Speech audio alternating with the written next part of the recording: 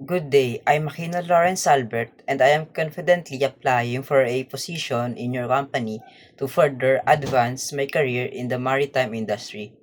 I bring discipline, strong work ethics, and a clear commitment to performing my responsibilities with excellence.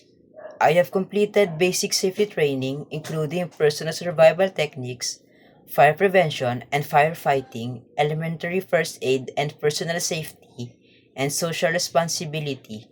I am well familiar with shipboard operation, basic navigation, call reg, and safety procedure, giving me a solid foundation to perform effectively on board. Throughout my training operation, practice activities, I have developed skill in mooring operation, deck maintenance, safety drills, and basic watchkeeping assistance. I work well under pressure, communicate confidently, and maintain a positive and focused attitude at all times. I am highly motivated, fast learning, and ready to contribute to your vessel's safe and efficient operation. My goal is to grow within your company, uphold maritime standard, and become a dependable and competent seafarer. Thank you for the considering my application.